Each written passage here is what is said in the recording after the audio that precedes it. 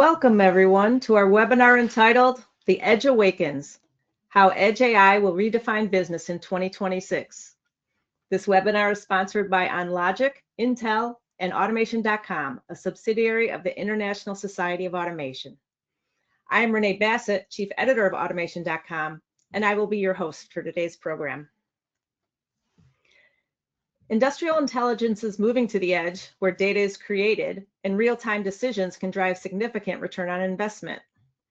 For today's discussion, we want to talk about the future of artificial intelligence at the edge and also what you can do today to make the most of it as quickly as possible tomorrow. But this isn't just a talk about trends. It's a chance to hear from and ask questions of experts from the companies developing the technology that will define business in the coming years.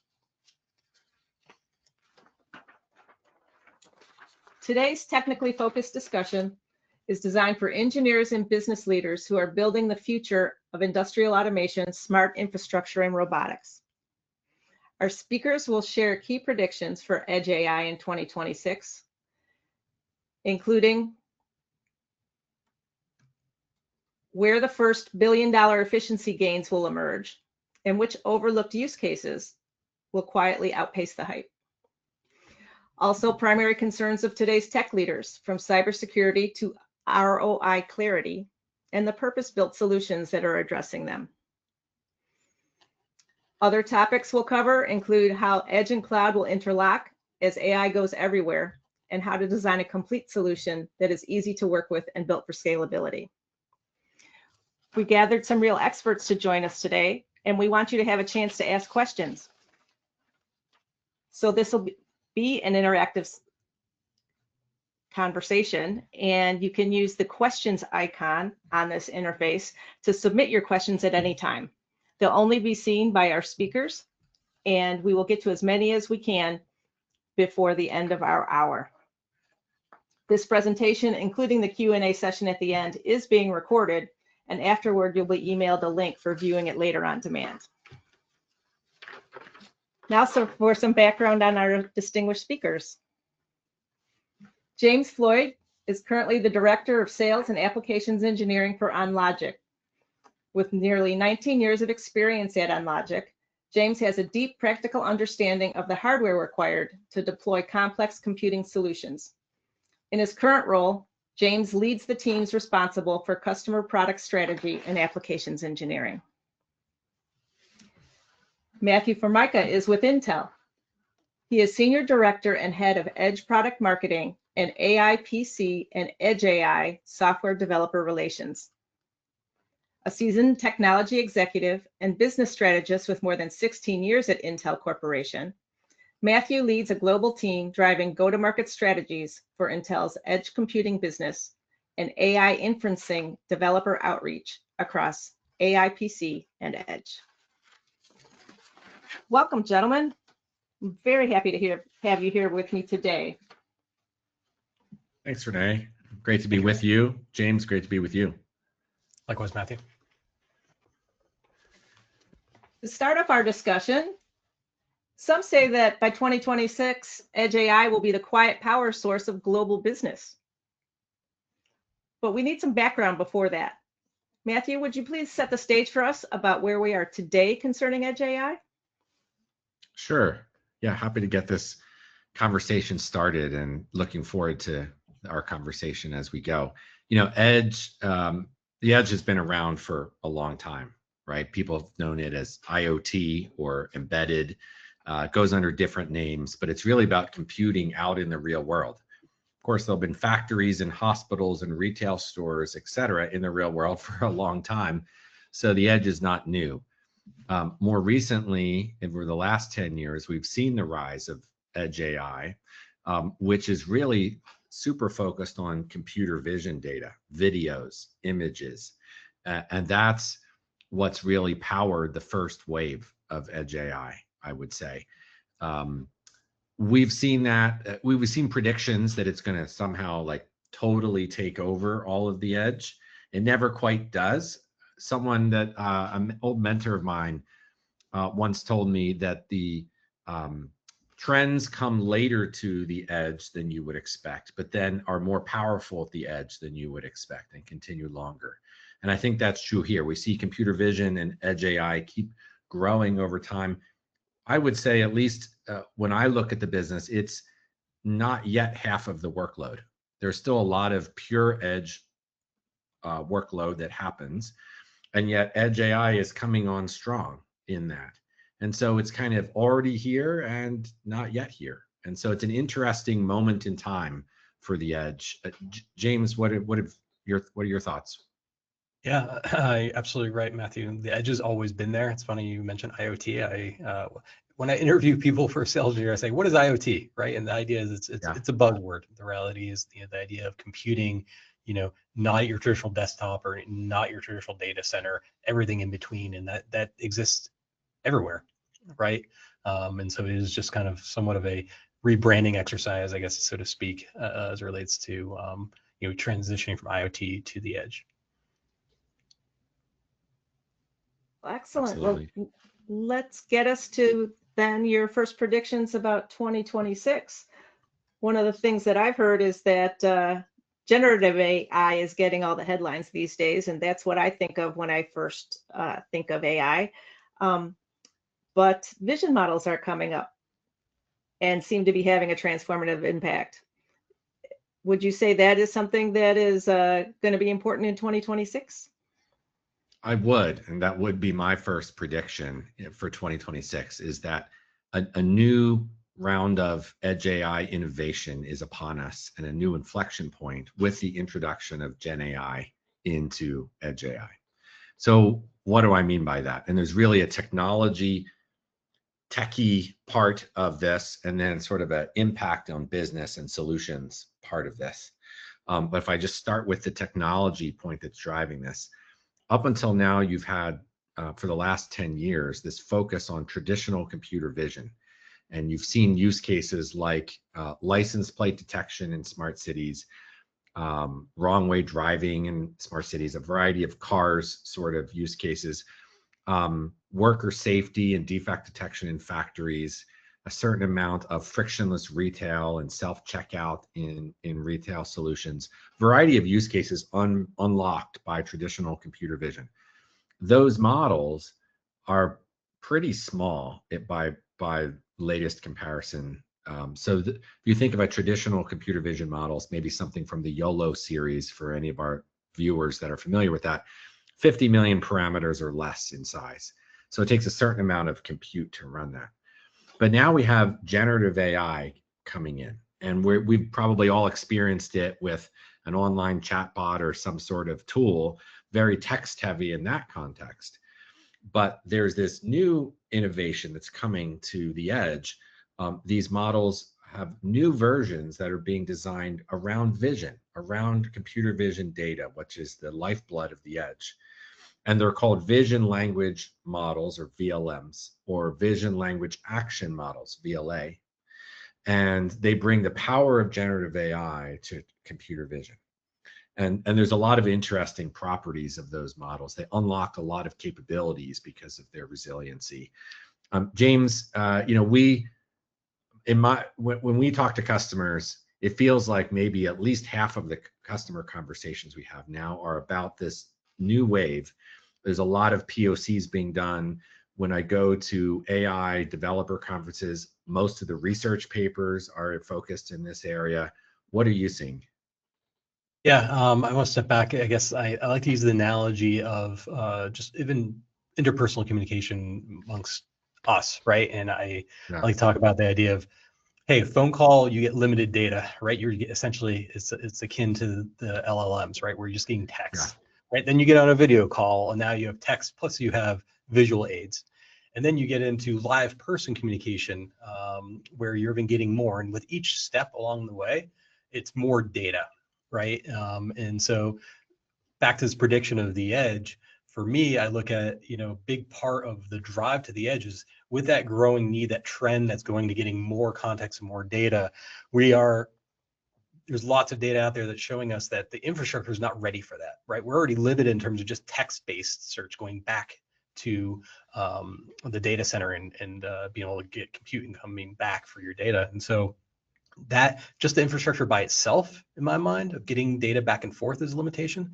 But then you have, CEO of Microsoft just saying today that there's even limitations at the data center itself. So forget about getting it back and forth the data center. There's not enough compute there. So in my mind, those are two big reasons why we are going to see the edge really start taking off in 2026.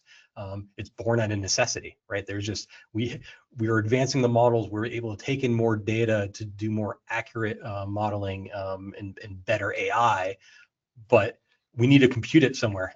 And again, Yes. if we can't compute it up in the cloud, we can't rely on the data centers. It needs to be done somewhere. And that's where the edge is obviously very exciting for us. Yeah, and there's these new vision language models, VLMs, are an order of magnitude bigger than the traditional computer vision models, right? So you're going from a 50 million parameter model to 500 million parameter, 5 billion parameter model, or bigger. And you can run these at the edge, but they require more compute to get this done. And then you have to think, well, what are the benefits to the solution? Why would you go to something that requires more compute? One of the main reasons is resiliency in the model. The model has greater understanding of what's actually going on. Accuracy. And is more flexible when the environment changes or when the situation changes. So just think about traditional worker safety models. Are they wearing their protective gear? Are they wearing their hard hat? With a traditional computer vision model, if that safety gear changes too dramatically, the model can no longer identify it. The model breaks. It doesn't realize it's still safety gear. Whereas with these new VLMs, because they have again, to geek out for a moment, a transformer-based architecture from the Gen AI world, they actually are able to understand it's still worker safety gear. And so it keeps working, and your solution doesn't break even in the face of a greater amount of change in the real world. And so that ability to be resilient in the face of changing packaging, changing assembly line, changing information is what gets people really excited, because suddenly you can build solutions that are much more powerful for the real world.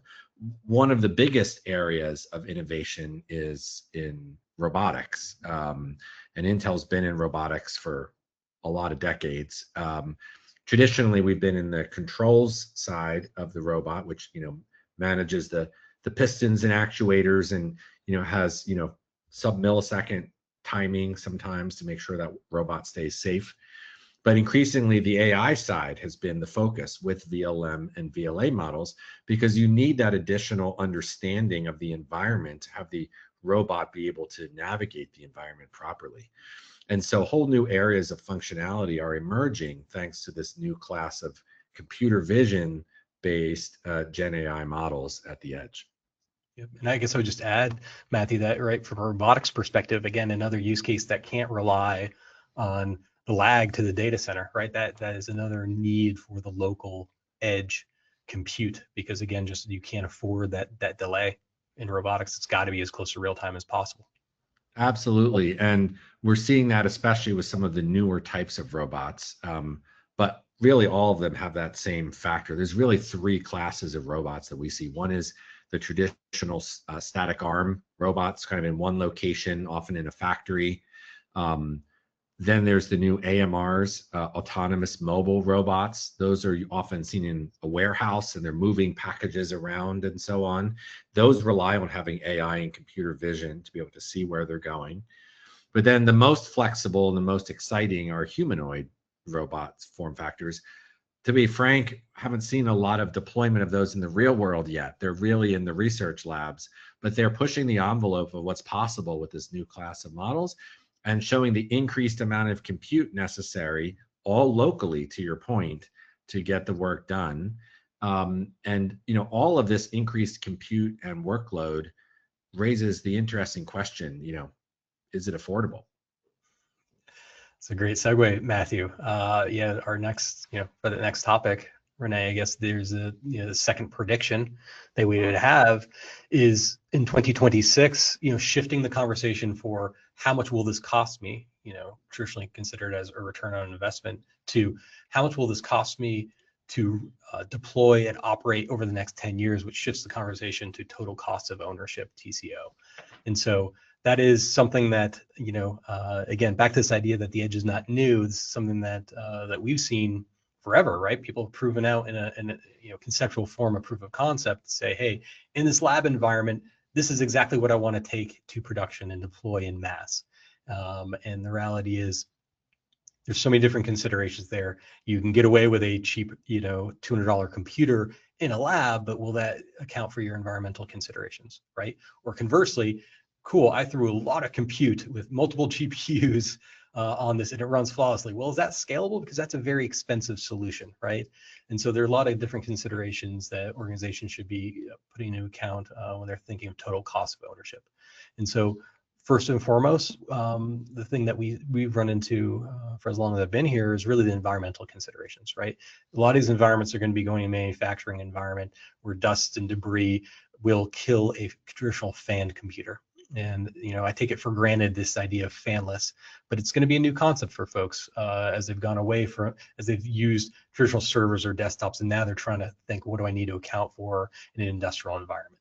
And getting to a solid state compute is your first best bet for a reliable solution that will stand the test of time. Additionally, for OnLogic, a lot of our solutions have been designed to be modular, right? Everyone needs something different, and our designs account for the various needs, whether it be CAN bus, multiple LAN, PoE. Everyone needs something different, and as a PC manufacturer, making it modular is extremely important. I'd also say for Intel specifically, right, this idea of evolving and simplifying the architecture. Intel's Core Ultra series with advanced GPUs and integrated NPUs really allow a more purpose-built solution that can scale for all customers. Yeah, thanks for bringing that up. And often when we look at Edge AI specifically, there is sort of this default assumption that you need to throw a lot of expensive external accelerators and discrete GPUs onto that solution. While it makes a lot of sense in a training environment in the data center, for some of the reasons you mentioned, it doesn't work at the edge, right? You talked about fanless. Certainly, Intel has a complete portfolio of products at the edge, many of which don't require fans. And we have to deal with having SKUs for industrial use conditions, very hot, very cold, extended temperature, being able to run 24/7 for many years without failure. And those products require careful testing and design to meet those specifications. We are very excited by our Core Ultra series. We have our upcoming Core Ultra Series 3, codenamed Panther Lake, that people are very excited about. It's going to have a extended temp variant of it. We don't do that with every product on our roadmap, but we are doing that with that one. And we're excited because it has so much AI capability integrated right in. So you really don't need to have a discrete accelerator in many cases. A lot of developers and solution builders will use Intel's OpenVINO open source software for inferencing. If they're building for the edge, they'll use our OpenEdge platform open source stack out on GitHub, which gives you industry-specific suites for developing in different industries. Your Edge AI solution fully using Intel Core Ultra processors. And those processors, just to go back to the robotics example from earlier, allow you to do both the control side and the AI side all in one processor, which is an amazing innovation from an ROI perspective, because so many high-end robots today end up having to build in two separate products, one for controls, one for AI, different software stacks, complicating the overall board and system design when you could do it all much more cleanly with one product. And so we're particularly excited about that. And we do see ROI as one of the key sort of chasms to cross going from POC to production. I guess, Matthew, a topic that we didn't really discuss yet is, back on, the end users and what they can do, right? We've been talking a lot about the hardware and how to optimize the hardware, but would you agree that there's a lot of opportunities to optimize and simplify on the model side as well? There's a ton of opportunity there. These models start very big and then they get shrunk down. And we're increasingly seeing more and more cost-effective hardware be able to deliver the solution. When you get below certain tipping points, suddenly they start reaching scale deployment, because suddenly companies realize, oh, this actually saves 20, 30%, 2x, 3x over the way we were doing it before. And so it's sort of the less. There's some law about this. I'll forget the name of it now. That the cheaper technology gets, suddenly the more it gets adopted, and you actually have more usage of the technology because now it's cost effective enough to scale out It's a lot accessible more. to everybody, right? Yeah, and so I totally agree with you on that point. One interesting use case that's getting a lot of excitement from some of our customers in this area is order accuracy checking in retail stores. So there's a lot of times when you order takeout and you get your order by some delivery person, your dinner, and they've had to make sure that if you ordered some food, that the right utensils got into the package, and if you ordered a soda, that brand of soda made it in, and so on. There are now computer vision systems being designed that will point a camera at the worker who's assembling all the pieces, because if you're doing a lot of those, you might forget something. And so the system can look at the invoice and look at what got actually put in the bag and flag, oh, nope, these don't quite match. And that makes that process so much more efficient than having to send a second order out because you got it wrong the first time, or having a complaint from the customer and then they don't come back again. And so those solutions, while there's some upfront cost in implementing and installing them, end up saving so much in real world usage. And the great thing, again, to tie back to the technology story, that's this new inflection point that we talked about earlier, is when the packaging changes on the soda or what have you, you don't want the model to break and suddenly the solution stops working. So you need a VLM model that can keep track of the fact, that they put a different sports team on the soda, but it's still a can of soda. So yep, can of soda made it into the package, into the bag. And so those are the kind of things that these new models can handle that some of the old models couldn't. And some of the cost savings that emerge from implementing solutions like this. We've been talking a lot again about the hardware costs, but there's another cost when it comes to compliance that I think people should also be considering as they're tackling these edge applications. There is, and while there's always change at the edge, certainly we will all feel that it's a particularly it's a time of great change around the world, here in America and around the world. And so our third prediction for 2026 is that there'll be these increased compliance costs and a greater degree of benefit from partnering with companies like OnLogic and Intel that navigate this for customers all the time. At Intel, we recently introduced an assured supply chain program for some of our existing products and our major products going forward.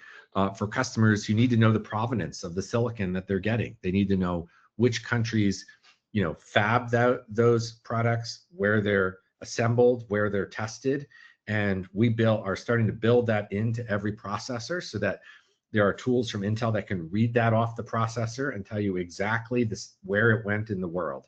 And that's useful for a wide variety of things, right? If for disaster recovery, you need to make sure that you have some diversity of location of supply chain.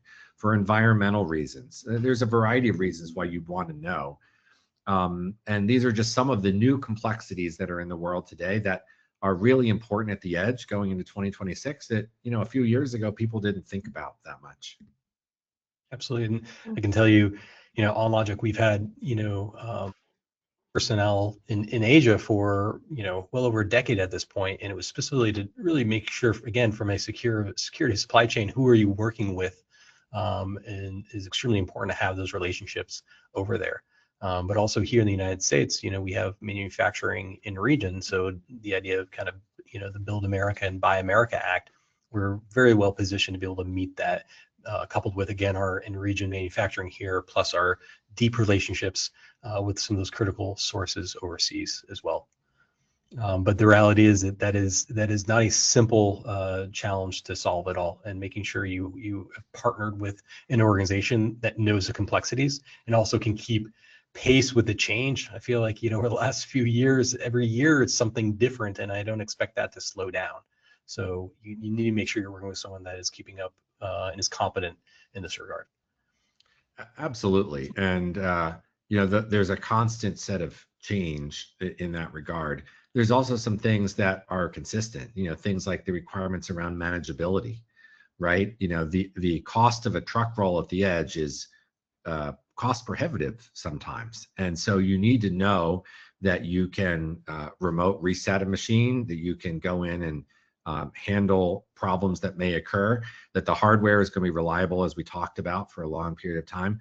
And so we build in, vPro as well as standard manageability into our processors, and we work with partners like OnLogic to make sure that our customers can easily manage their solutions once they have them deployed.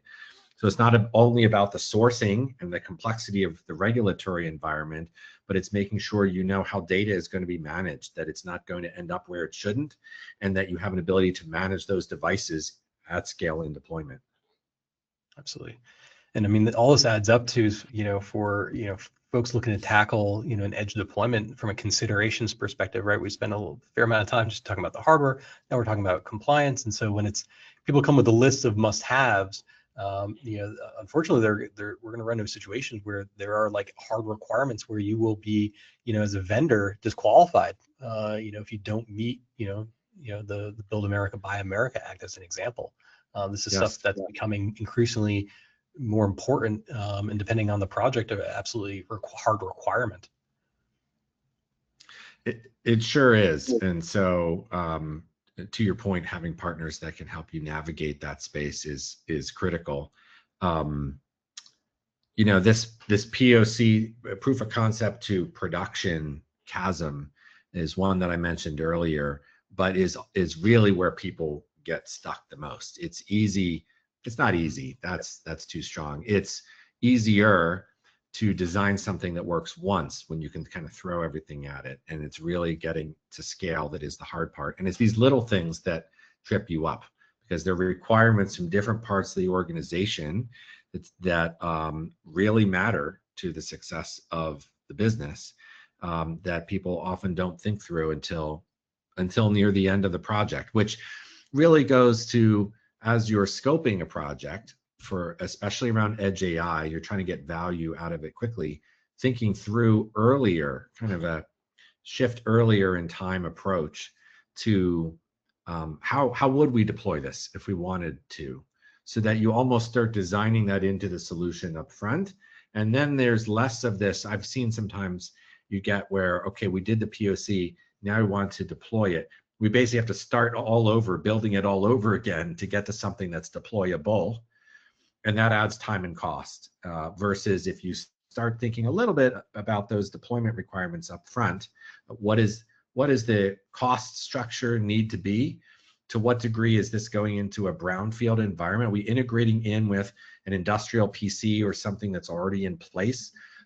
What other existing applications and solutions are already deployed that need to be compatible? If you think about that a little bit upfront, I find it goes a long way. Maybe you see that with customers as well, to not having to start all over when you try and deploy it. It's interesting, Matthew. You make me think about situations where we've had customers come in, and again, to your point, they've done their proof of concept, right? And they've kind of said, okay, cool, here are requirements and here's our budget based off of what we did at our proof of concept.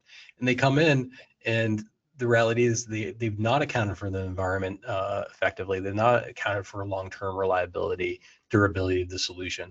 And the reality is, as a trusted partner, I like to lean on the idea of, we won't compromise your solution, right? And so we've actually had customers, this has happened many times, that we said, no, we can't meet that, that is not the right approach, and we don't have a solution that's going to do that for you. They'll go and they'll come back a year later, where back to your point, they've had to start all over again because they cut some corners. They took their proof of concept more or less as is to a live environment and found that it was not sustainable. And they just made, again, back to the idea of total cost of ownership. They just dug themselves a hole. right? And so it's, we don't obviously never say, hey, we told you so, but like we're not surprised when we see that come back, because we've seen this enough to know what do you need for the long haul? What do you need for this to be successful into the future? Yeah, I mean, and I'll go. It's not something we had exactly planned on talking about, but you mentioned I/O, and that's an interesting example where if you take a standard consumer grade, box, and you think about, oh, I'll just deploy this.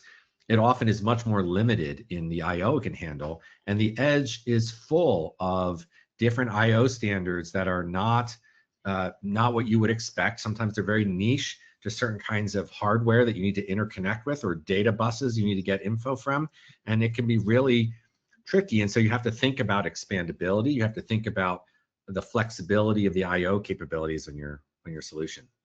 Absolutely. We've seen that, you think of like a USB dongle, right? Maybe you can think of like a USB to a RS-232 adapter or something akin to that, or even a, USB LTE modem. And to your point, from a reliability perspective, again, you just added a layer of complexity to your solution where you got to make sure everything lines up. In the reality, after a reboot or something else, some other hardware occurrence, it may not come back the way you were expecting to because of the conversion. And so, yeah, we've seen that many times. And we're having to look out often ahead of time, a year or 2 years, to make sure there are software drivers for upcoming standards of I/O and things before they even get to a solution, because it has to work with our processors ahead of time. And so we're often, Intel does a lot of open source development out there with a lot of partners, in part to make sure that everything just works when it comes time to actually build that solution. I can tell you on a personal level and a professional level, I value Intel highly for that. Excellent, gentlemen. Well, I think we have covered your 3 key predictions for Edge AI. 1, the shift to video language models, or VLMs. 1, about a focus on total cost of ownership rather than just initial costs. And about the importance of working with trusted partners and how partners will become an essential part of what companies use to be successful in the coming year. We do have a couple of questions that came in from our audience, and I would like to encourage our listeners to give us more, because we've got some experts here who really could answer whatever you need to hear about today. So please do share your questions. Right now, is there anything you'd like to say, gentlemen, or should we just leap to the first one?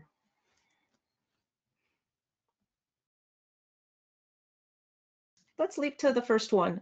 Yeah. And let me also offer some information to our audience.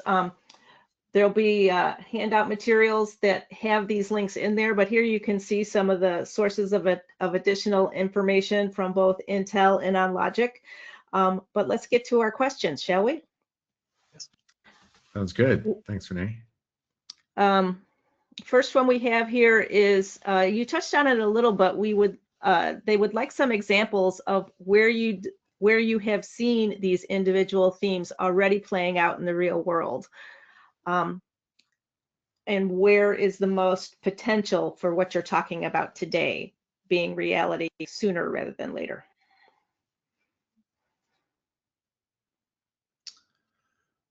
I think those are actually 2 different questions. I think that some of these ROI considerations are playing out in healthcare with a variety of medical devices, for example, where they traditionally often have had a discrete accelerator built in for some of the imaging processing.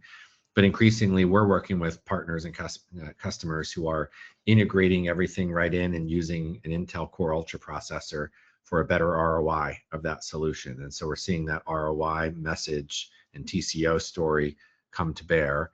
But I would say probably some of the most potential is in the robotics space that I talked about earlier, of all types of robotics, simply because they benefit a lot from these new models, these VLM and VLA models, and the computing available at the edge is now reaching a point where some of this heavier duty workloads can be done at the edge without going back up to a cloud. And so we're kind of reaching a tipping point in that regard. I think there'll be benefit across every industry, though. James, what are your thoughts? Yeah, I mean, if we talk about, where we've seen these played out, I can tell you a number of years ago, it was almost 10 years ago now, where I had one of my customers who was specifically doing machine vision in a factory environment. And back to the idea of infrastructure, they would have loved to say, hey, shoot, we just love to get all this data back to our servers. That's going to be the quickest way to get this data crunched, but they didn't have the infrastructure to allow that to happen. So that led them to, again, an edge deployment before the edge was even called the edge, because again, they just saw there was no effective way to send that information back, because again, they just didn't have the infrastructure to do that, and the cost to build that infrastructure out was more than just getting compute at the edge, and that's what they ultimately ended up doing. And again, that played out almost 10 years ago, and I think that is still very much true today. You raise an interesting point. I see this term thrown around, hybrid AI. Maybe you've seen that. People refer to that as well. When I talk to customers, one pure technologist take on that would be hybrid AI is about splitting the AI work between the edge and the cloud.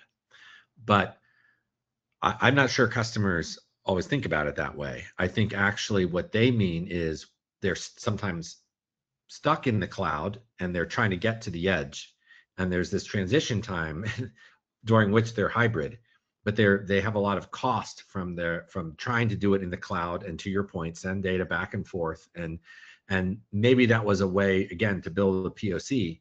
Now in deployment, they're like, that's not very scalable, and so now they're trying to transition to do more at the edge, and there's almost a whole practice now around hybrid AI and transitioning from cloud to edge.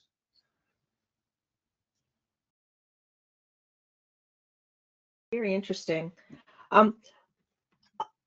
One of the things another person asked about is selling these kinds of solutions up towards leadership. So they're complicated and there's many different layers. So what would be some of your advice in terms of making sure that leadership understands what the investment entails and how best to sell it up? I would, it goes back to our second prediction, which is really shifting the conversation to that total cost of ownership, right? Again, I would highly encourage everyone to start shifting away from that simple, this is our, out-of-pocket expense to get the computers we need, to shifting it to total cost of ownership. Like, what is the expected true cost for us to deploy this and support it over the next 10 years? And so I think shifting to that model, and accounting for all the variables you need to effectively populate that model is going to be extremely effective in selling this to leadership. But you have to go deeper. I think it's very short-sighted now for folks to just look at this is just a one-time hardware cost. That is a very old way of thinking. It's getting more involved, more complicated, and so your calculation needs to be more sophisticated as well. I totally agree, and we've started. At times we'll work with some of our sales folks and some of our customers to build out almost a spreadsheet of the math on this, because you're right, there's the upfront cost, then there's the power bill over time, especially if you're trying to do a lot of heavy duty edge AI. The power savings from not having a discrete accelerator over 5 years or 10 years really adds up. It's actually far more than the cost difference of the hardware up front. And then if you think about things like mature hardware, like on Logix, that is durable and reliable, and not having to go in and replace it every few years because it broke, that's another source of savings. And so there's a lot of that over time savings that is not obvious when you're making the one-time purchase. So there's the cost angle to sell to leadership. Then there's the value side, and that's worth a conversation too, because often you'll get to, and we've had conversations with some of our retail customers when they're deploying, say, a self-checkout system, they're actually measuring how long does the line get in the store? How much shorter is the line with this solution? How much faster can people check out? Therefore, how much does their satisfaction go up? And how big a shopping cart do they have, because they're not like, it's too much bother. And so at scale, in onesie twosie, that's hard to measure, but at scale in a retail establishment, you can actually start to measure that and have a point of view that says, if we can cut the order time, the purchase time, the checkout time by 25%, that's actually worth something to our revenue, not just to our cost. And so you can start to build for leadership both a cost model and a value creation model in these things. And I think those are the cases that make it all the way through to production. Do you agree? Absolutely. Right. I mean, again, to your point, like in that case, you are now creating value, and what incremental revenue can you gain from that additional value? And that, again, to your point, now you're just totally changing the game, and that calculation becomes a lot more compelling with that variable accounted for. Matthew, a question for you. Looking for some more detail on these video language models. People who are familiar with machine vision and know how those work and understand what it can do for them today. Talk about the difference or what AI brings to the table there and how they can make that leap in terms of what they know to what's possible in the AI realm. Yeah, that's great. Yeah, machine vision has been in place for a long time, and where I guess I'm not here to say. So I'll just be very frank with everyone who's watching. I'm not here to say that every solution is going to be a VLM or VLA based model in the future. It's really key to understand where it benefits the most, and where traditional computer vision or machine learning work can continue to work really well. If you have a use case with a fairly well-defined image or anomaly that you're trying to detect or identify, then those traditional models can continue to work great, right? There are certain anomalies in manufacturing where you have a well-defined model, it's refined, it's accurate. Don't break it if it's not broke, don't fix it. Similarly, the basics of things like license plate detection are so mature in the industry and so accurate, you don't need a new technology approach. But where these models really help is where there's ambiguity in the video stream on what's going on. If you're trying to look at a aisle in a retail store and understand, is it time to refresh this aisle? Are things getting too messy on shelves? There's a bunch of things that are kind of judgment calls, and interestingly enough, these new models help with those judgment calls and can be more accurate than a traditional model that can just count the outlines of shapes, right? Because it has more contextual understanding. And so that's where I find the benefit really kicks in. It is a learning curve, and you kind of have to go through the evolution of machine learning to traditional computer vision to Gen AI. There's now a lot of resources online to do that, and a variety of tools. At Intel, OpenVINO was something we introduced in 2018 as a software framework for this. We have anomaly detection libraries. Anomalib is one that's an industry standard around manufacturing anomaly detection software, et cetera. And we're gradually evolving these into the Gen AI world. So it's not a whole different set of tools from Intel. It's the same software tools evolved and augmented to do those new tasks as well. But there's a variety of capabilities out there to do this. So no magic bullet to learning this new world, but understanding what tool for the right job, I think, is a key part of it, because you're not going to use the same tool for everything. Mm-hmm. Makes sense. Another question we have is, how is Intel collaborating with partners like OnLogic to enable ultra-low latency video analytics and AI compression at the edge, especially for multi-camera industrial or robotics applications where bandwidth and determinism are critical? I can talk about the workload, but James, I don't know if you also want to talk about sort of the I/O into an OnLogic box and the best sort of solution for this. Yeah. So something that Intel has integrated in some of their Nexus time-sensitive networking, which allows for, again, operating in real time. It ends up being a prerequisite for some of those real-time operating systems. And so we are very cognizant of understanding what technologies Intel has available. So when we're designing a system, we account for those variables and those technologies to make it more conducive to those type of environments. So Intel's absolutely pushing the limits in terms of what's possible, and OnLogic's being very cognizant of making sure we're leveraging the right features from Intel into our designs. Yeah, and I would add to that, we have additional software capabilities in our Open Edge platform. One is called DL Streamer, or Deep Learning Streamer, and it's specifically designed for video stream processing at very low latency, keeping as much in-memory buffers as possible, not spitting it out to disk and back out again, doing the decode as efficiently as possible, pairing up with the hardware decode capabilities in our Core and Core Ultra processors, and to get the maximum amount of stream flow going. One of the interesting things, I encourage people, if you're looking at just AI benchmarks, especially for the edge, don't look at just the AI workload. Also look at the full end-to-end workload that includes the video processing and decode, because what we find is Intel processors have a lot more media decode than some other products on the market. And so it's one thing to have really fast AI, but if you starve your AI processor because you can't decode the video fast enough, then the net effect is your processor actually can't handle the workload.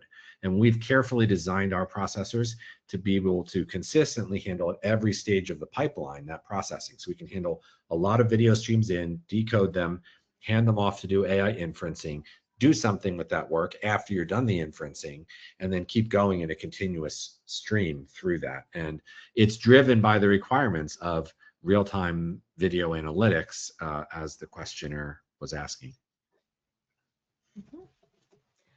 Another question we had, technological question about advances in compute capability at the edge. They say they usually tend to need advances in communications to go along with them. What kind of advances in communications do you see being necessary to keep up with edge computing applications? I mean, I can start. Obviously, 5G is probably the most buzzword when it comes to edge computing that we're hearing a lot, right? The idea of that you can get significantly more bandwidth than what you find from 4G. You can also do your own private networking as well. So there's lots of different considerations to make when it comes to LT, right? Is that your primary means of communication? Is it a backup? It kind of goes back into kind of your strategy of what you're trying to do at the edge.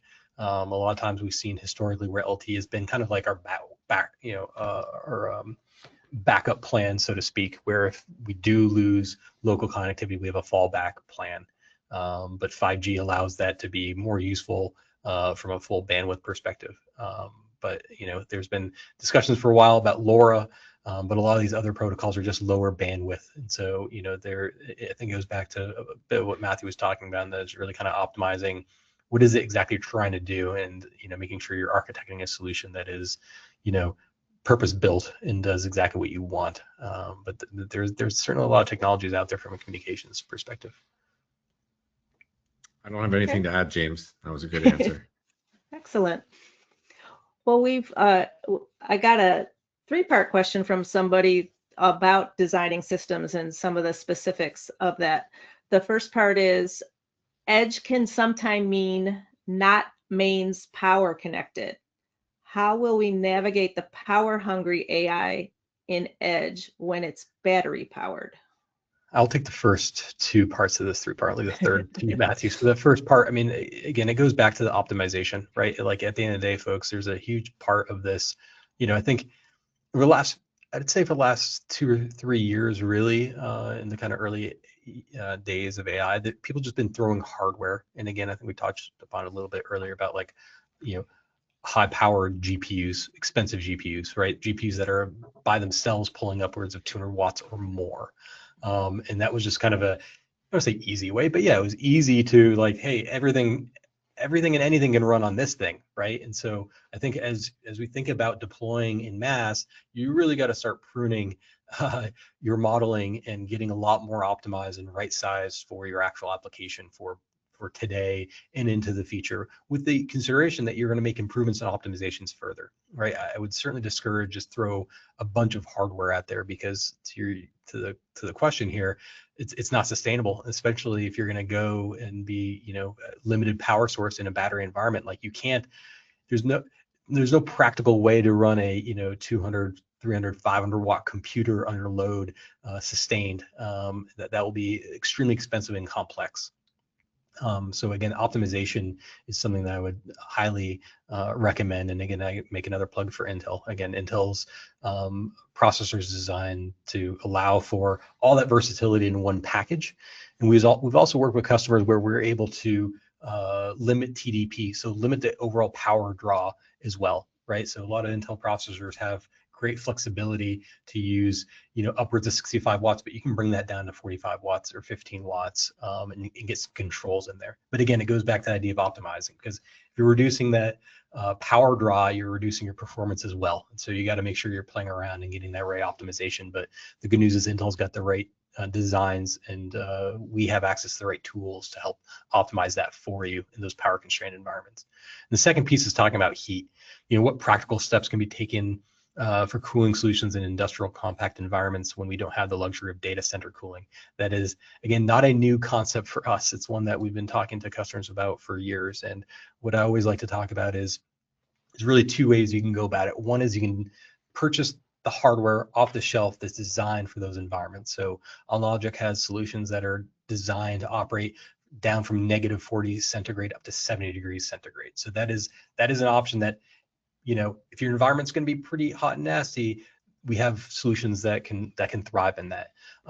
The alternative is that you modify or you manipulate your environment, right? Where if that environment is, we can see -40 or 70, you get a piece of hardware that can withstand that, or you optimize your environment, whether you're adding cooling to bring that temperature down, or you're adding heating to bring that temperature up. So there's really two ways to go about that. In both cases, a lot of due diligence to monitor your environment. Something I would just add when it comes to, again, that compute, especially in a hot environment, right? So people always say, hey, it's a 50-degree environment, but then we're putting it inside of a cabinet, right? So that's something I like to talk about a lot, is once you put the computer inside the cabinet, it's no longer the 50-degree ambient outside of the box. It's actually the environment that you're installing the computer is your actual environment. So you need to know what's going on there. And so monitoring that environment, what's that temperature actually inside the cabinet, that is now the operating environment for that computer. And paying attention to what's happening is extremely important, because now that computer itself is contributing to that temperature, right?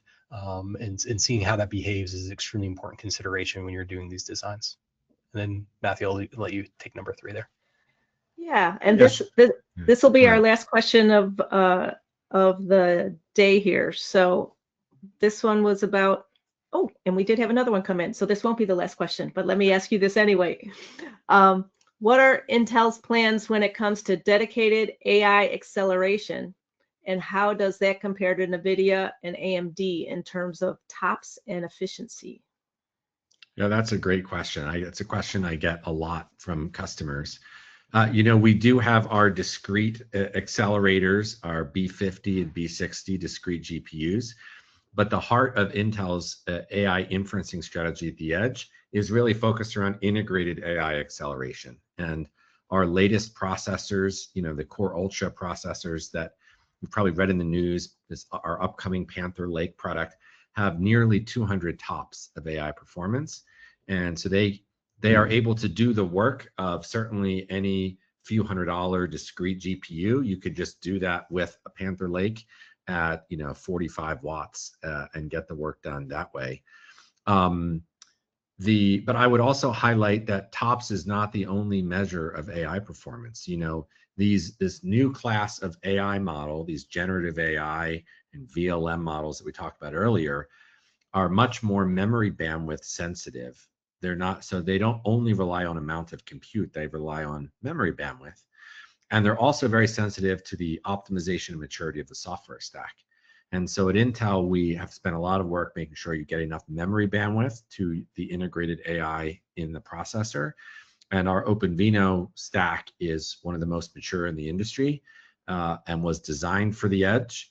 And we believe is very mature. It handles over 900 models, including most of the new models coming out, as well as traditional computer vision models. And so we believe that our products can compete very effectively against other discrete offerings. And we do that via both an integrated GPU as well as an NPU built in. And those have different use cases, but they're both available as AI compute to the overall processor.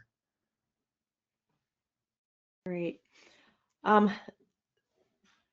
This question is about how does Intel and Anlogic collaborate with ISVs and software partners to deliver more complete turnkey edge AI and industrial solutions? So what can you say both to the ISVs who might be listening and also to the end customers who might be using those ISVs about how you support those packages? I can take a swing at that. Logic's evolved quite a bit over the years to be more cognizant of folks not just coming to us for a box, but coming to us, helping them solve increasingly complex solutions that they're trying to bring to market. And so we've built a pretty extensive partner network, and Intel is one of those key partners, where we are very much there to understand what our customers are trying to do and understand what I like to say what layers of their solution are they trying to attach. We have a few key partners in the remote management space already. We do have some in AI video analytics, and we're growing that relationship, but it really starts with understanding what our customer trying to do, what gaps are they trying to solve.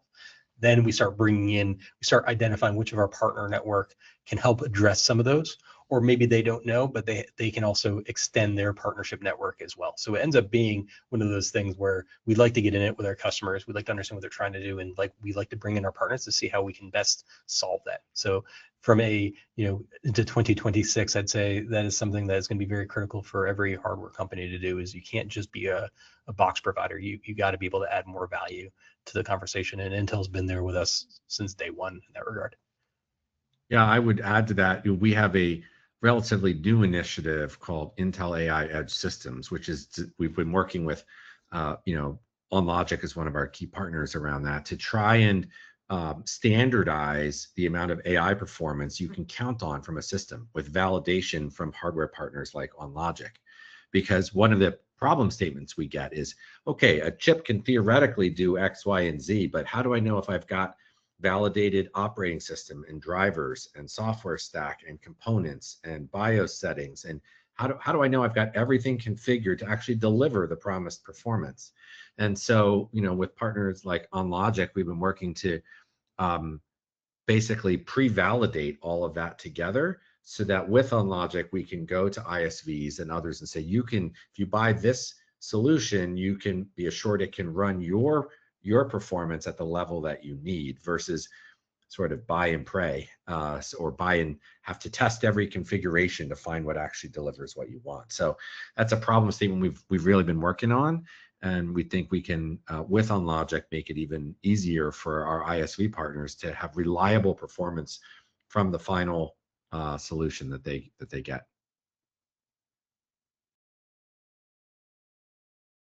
Excellent. Well, I want to be mindful of our time today, and it looks like we're just about out of it. So I would like to give you each the opportunity, if there's anything more you want to say about your predictions for Edge AI in 2026, and/or what people can look for from your companies in 2026 that can help them get there. Well, I would just say we're really excited about the promise of Edge AI. And it's something that we are investing at Intel a lot in, and we believe we have really compelling solutions with partners like Anlogic. Anlogic is one of our great friends in the industry, and we think it's going to be a really exciting 2026 as these new inflection points really take off. Thanks everyone. James, what are your final thoughts? I would echo what you just mentioned, Matthew. I mean, that's very exciting for us. Obviously, being in this space before it was been called the edge, and seeing it is just continuously booming.